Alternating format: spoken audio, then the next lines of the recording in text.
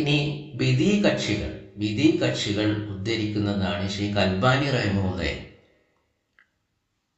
ഇവിടുത്തെ കേരളത്തിലെ ജമാഅത്ത് ഇസ്ലാമി അടക്കമുള്ള സംഘടനകൾ ഷെയ്ഖ് അൽബാനി റഹിമഹുള്ളയെ ഉദ്ധരിക്കും, മുഖം മറക്കണ്ട എന്ന് വാദിച്ച് അതിങ്ങനെ പ്രചരിപ്പിക്കാൻ. എന്നാൽ ഷെയ്ഖ് അൽബാനി റഹിമഹുള്ള മുഖം മറക്കൽ നിർബന്ധമല്ല എന്ന് പറഞ്ഞ പണ്ഡിതന്മാരിൽ പെട്ടതാണെങ്കിലും അദ്ദേഹം റഹിമഹുള്ള പറഞ്ഞു, അദ്ദേഹം മുഖം മറക്കൽ സുന്നത്താണെന്ന് അഭിപ്രായക്കാരനാണ്. എന്നാൽ അദ്ദേഹത്തിൻ്റെ കുടുംബം മുഴുവൻ മുഖം മറക്കുന്നവരായിരുന്നു. ബാറക്കല്ലാഹു ഫീക്കും. സുന്നത്തിനെ അങ്ങനെയാണ് അവരും മനസ്സിലാക്കിയത്. സുന്നത്തല്ലേ എന്ന് പറഞ്ഞ് ഒഴിവാക്കിയില്ല. അത് സുന്നത്താണെന്നുള്ള അഭിപ്രായക്കാരാണെങ്കിൽ. ഷെയ്ഖ് അൽബാനി റഹിമഹുള്ള പറഞ്ഞു, ഫഫി ഹാദിഹിൽ അഹാദീസി ദലാലത്തുൻ ലാഹിറത്തുൻ അലാ അൻ ഹിജാബുൽ വജ്ഹി കാന മഅറൂഫൻ ഫി അഹദി സല്ലല്ലാഹു അലൈഹി വസല്ലം വഅൻ നിസാഅഹു കുൻ യഫ്അൽന ദാലിക വഖദ് ഇസ്തിനൽ ബിഹന്ന ഫദലാത്ത് നിസാഅ ബഅദഹു. ഈ ഹദീസുകളിലെല്ലാം പ്രത്യക്ഷമായ തെളിവുണ്ട്. ഷെയ്ഖ് അൽബാനി റഹിമഹുള്ള പറയാണ്,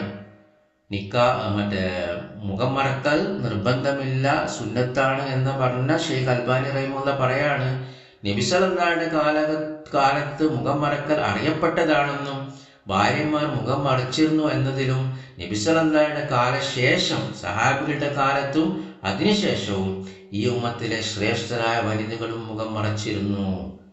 ബാറക്കല്ലാഹു ഫീക്കും. ഇത് അദ്ദേഹത്തിൻ്റെ ഹിജാബുൽ മർഅത്തുൽ മുസ്ലിം സ്ത്രീയുടെ ഹിജാബ് എന്ന പുസ്തകത്തിൽ നിങ്ങൾക്ക് വായിക്കാവുന്നതാണ്. മുഖം മറക്കൽ സുന്നത്താണെന്ന് പറഞ്ഞ പണ്ഡിതന്മാർ തർക്കമില്ലാത്ത ഒരു കാര്യം വ്യക്തമാക്കുന്നുണ്ട്.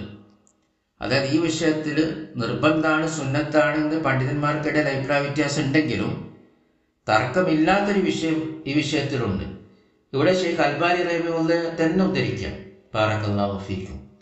പരിതസ്ഥിതികളുടെയോ ചുറ്റുപാടിൻ്റെയോ വ്യത്യാസമനുസരിച്ച് മുഖവും കഴിയുന്നത്ര മറക്കുന്നത് ചിലപ്പോൾ നന്നായിരിക്കും, ചിലപ്പോൾ അത്യാവശ്യമായി തീരുകയും ചെയ്യും. ഇതും അദ്ദേഹത്തിൻ്റെ ഹിജാബുൽ മർഅത്തുൽ മുസ്ലിം സ്ത്രീയുടെ ഹിജാബ് എന്ന പുസ്തകത്തിൽ ഉള്ളതാണ്. അപ്പോൾ ഫിത്നയുടെ കാലാണെങ്കിൽ പണ്ഡിതന്മാർക്ക് തർക്കമില്ല, ഫിത്ന ഉണ്ടെങ്കിൽ മുഖം മറക്കണം തന്നെയാണ്. ഇന്ന് നമുക്കറിയാം ഫിത്ന ഉണ്ട്. അപ്പോൾ മുഖം മറക്കലല്ലേ ഏറ്റവും ഖൈർ. ബാറക്കല്ലാഹു ഫീക്കും.